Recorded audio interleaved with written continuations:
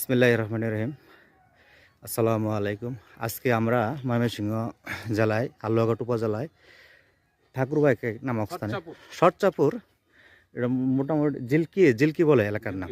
হ্যাঁ, জিলকি এলাকা। তো এইখানে আমাদের কংস এগ্রোসিডের তিশা ওয়ান শশাটা চাষ করছিল, যেটা তিশা ওয়ান, তিশা সুপার যেটা আর কি আমরা বলি আর কি। তো আজকে এটার মোটামুটি চাষিদের সাথে কথা বলবো এটা যাত্রা সম্পর্কে। তা আমরা তাদের মুখ থেকে শুনবো আর কি কেমন হয়েছে। সালাম আলাইকুম ভাই। ওয়ালাইকুম আসসালাম ভাই। কেমন আছেন ভাই? আলহামদুলিল্লাহ ভালো আছি। ভালো আছেন? জি আলহামদুলিল্লাহ ভালো আছি। আপনারা সবাই ভালো আছেন? হ্যাঁ আলহামদুলিল্লাহ। ভাইজানের নামটা বললে খুশি হতাম। আমার নাম মোহাম্মদ সজীব আহমেদ। আমি একজন কৃষক মানুষ, শশা চাষি। ওনারাও কৃষক, শশা চাষি। জি, আপনাদের নামটা বলেন। আমার নাম হাবিবুর রহমান ভাই। ভালো ফলন হয়েছে, আল্লাহ দিছে। আমরা তিসা করছি, অনেক সুন্দর ফলন হয়েছে। এই বছর প্রথম করছেন? এই বছর প্রথম করছি। ও আচ্ছা আচ্ছা।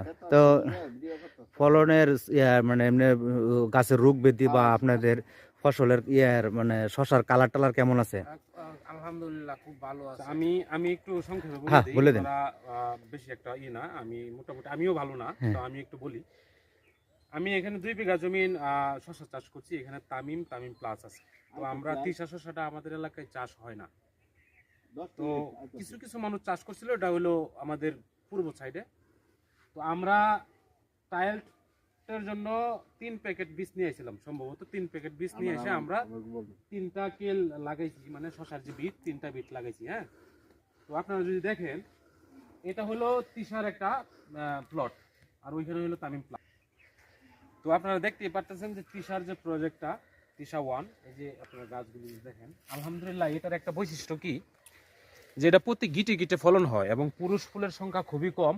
এরা মহিলা ফুলে আসে, এবং কত কত জাত দেখছি যেগুলাতে পুরুষ ফুল না আসে, শুধু স্ত্রী ফুল হয় বা স্ত্রী হয়, সেগুলো ফুল ঝরে যায়। কিন্তু এটার একটা প্রধান ভালো বৈশিষ্ট্য হলো এটা কোনো ঝরা নাই, মানে কড়ি যেটা আসে, জোয়ার যেটাকে বলা হয়, এটা পুরাটাই থাকে।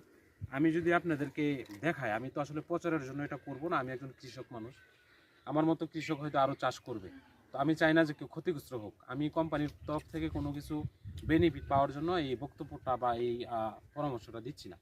আমার কাছে এটা ভালো মনে হয়েছে, তবে এটার একটা সমস্যা আছে, এটা আমি মনে করি এটা নিজেরাই সমস্যা, মানে সমাধান করাটা পসিবল। এটা হলো, আপনার তিসা যখন চাষ করবেন, এখানে পর্যাপ্ত পরিমাণ খাবার দিতে হবে। খাবার দিয়ে গাছটাকে গ্রোথ বাড়াইতে হবে। ঠিক আছে, আমরা যদি অন্য অন্য জাতের সাথে এটা চাষ করি, মানে চাষাবাদ পার্থক্য করি, তাহলে এটাতে